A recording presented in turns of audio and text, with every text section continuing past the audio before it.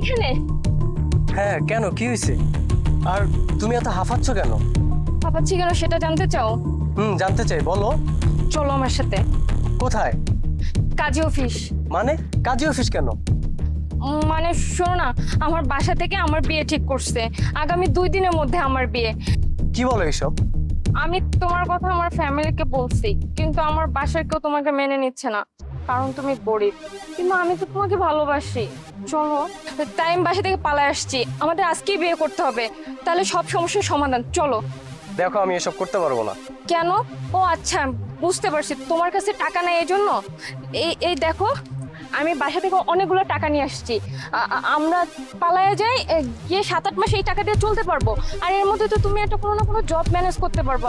তাড়াতাড়ি চলো না। তুমি কি শুধু টাকাই নিয়ে আসছো, আর কিছু নিয়ে আসো নাই? না না, আমি আমার বিয়ের সমস্ত গহনা নিয়ে আসছি, এই যে ব্যাগের ভিতরে আছে।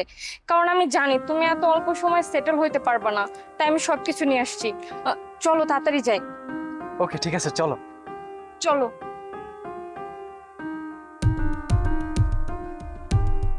জান, আজকে যে আমার কি খুশি লাগতেছে, সাথে অনেক শান্তিও লাগতেছে। এখানেই দেওয়া যাবে। আজ আমরা এখানেই বিয়ে করি। এখানে বিয়ে করবো? এখানে এভাবে বিয়ে করা যায় নাকি? কেন যাবে না? তুমি আমি ঠিক থাকলেই তো সব ঠিক। কেন, তুমি আমাকে ভালোবাসো না? ভালো তো বাসি। তাহলে আজ আমরা এই আকাশ বাতাস সাক্ষী রেখে আমরা এখানেই বিয়ে করি, কি বলো? দূর, এই যুগে এভাবে বিয়ে হয় নাকি? দেখো, তুমি যেভাবে আমাকে বিয়ে করতে বলছো, সেভাবে যদি আমি বিয়ে করি, আমি আমার বাবা মাকে মুখ দেখাতে পারবো না। কি বললি তুই? আমাকে নিয়ে তোর চিন্তা ভাবনা এই রকমের? মানে আমাকে বিয়ে করলে তুই তোর ফ্যামিলিতে মুখ দেখাতে পারবি না? বাবা রে বাবা, তোর এত ভ্যালু! এই শোন, তোর মায়ের চিকিৎসার টাকা কে দিছিল?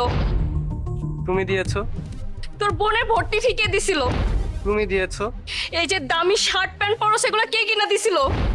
জান, তুমি দিছো। গত 10 দিন আগেও তুই যে আমাকে আদর করতে করতে বললি, বাবু তোমাকে একটা কথা বলবো, আমিও বললাম হ্যাঁ বলো কি কথা। তারপর তুই যে বললি, কিভাবে বলবো, আমার লজ্জা লাগতেছে। আমি বললাম আমার কাছে কিসের লজ্জা তোমার, বলো না সবকিছু। তুই আমাকে বললি বাবু আমার না সফট টাচ। ও সরি, তুই তো একটা মূর্খ, অশিক্ষিত। সফট টাচ কি সেটা তো বুঝবি না। আমার জাইঙ্গা ছিঁড়ে গেছে, কিনে দাও। সেটাও তো আমি কিনে দিলাম। তুমি এসব কি বলতেছো জান? কেন লজ্জা লাগতেছে? এই যে আমি একটু আগে হাঁপাতে হাঁপাতে আসলাম না, ওই সময় অব্দি তোর ভাগ্য ভালো ছিল।